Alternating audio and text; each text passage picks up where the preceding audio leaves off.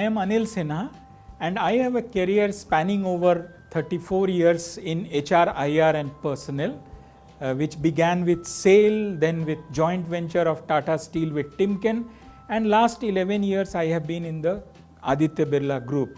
And I have had the privilege of leading the HR, IR function of the largest entity in the group, Renukut Hindalco plant, and following that in the greenfield projects. And now in last 1.5 years, my primary role is to develop strategy at the business level and guide, support and ensure its implementation across the 17 locations. My number one message to the leaders and managers in the group is live up to your credibility. The important thing with credibility is that it doesn't come free. You have to invest time for that, you have to invest resources for that. And one of the very strong examples which I experienced, which comes across to me, is when we were in the final stages of concluding the long-term settlement of my Renukut days, involving 11,000 workmen. And in the final stage, when the issue came before me and I had to conclude it with the top trade union leader there, you know what? It took just a couple of hours to conclude the whole issue. Everyone was surprised, everyone was shocked, how could it happen?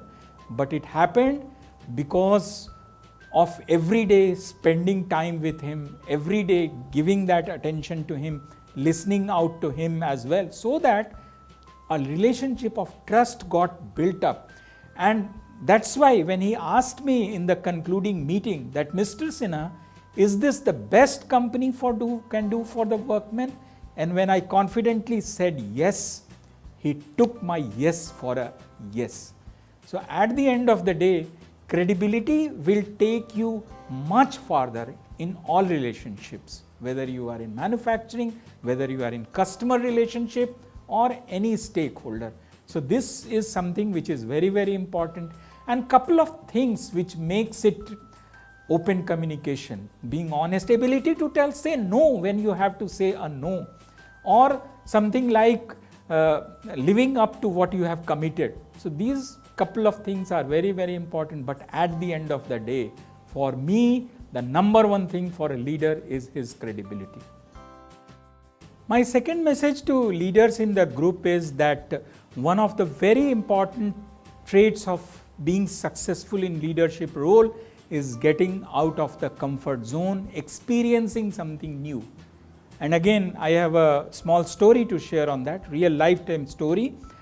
And this was in my Timken days when the head of purchase and supply chain had left the company and we were looking for replacement. I went to my boss and I said that we don't have anyone internally, we'll need to recruit someone from outside. He looks at me and tells me, what about you? And I told him that you want to risk the purchase 200 crores worth with someone whose wife doesn't even trust him with household vegetable purchase?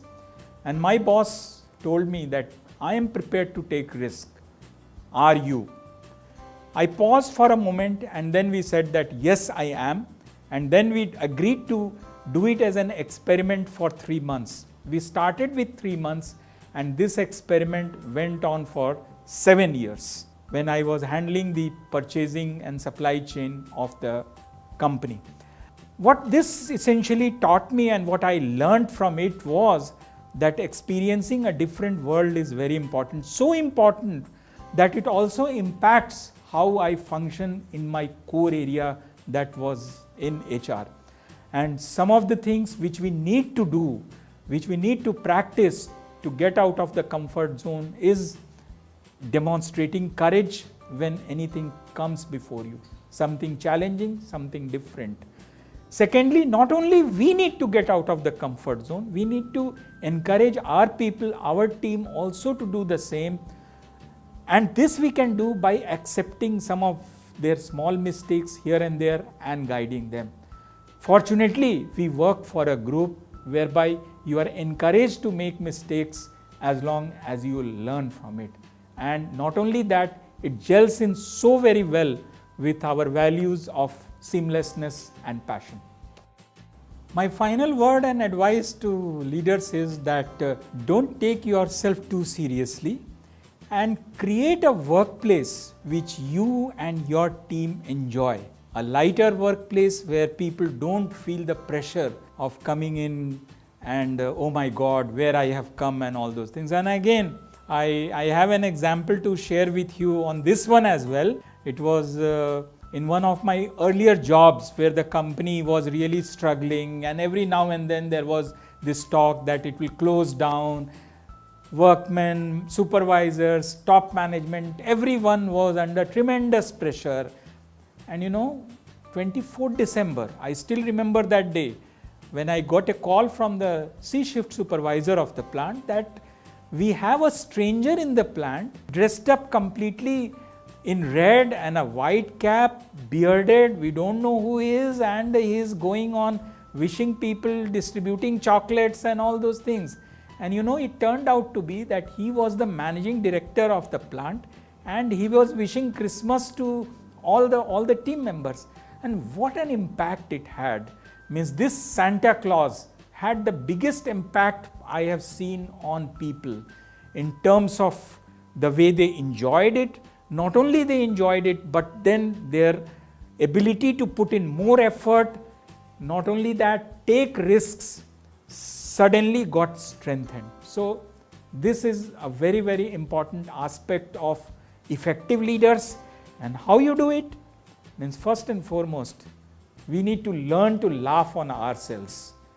So that will make the team feel good. Secondly, paying attention to detail, because what works here may not work there.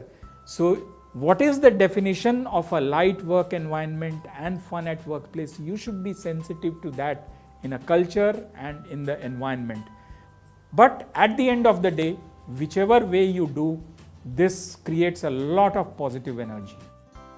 One leader who has influenced me is Mother Teresa and her one sentence, which she spoke while inaugurating an HR conference in Calcutta. She told, "Know your people, love your people." That has inspired me to know my people, care for my people, connect with my people, and empathize with each one of them.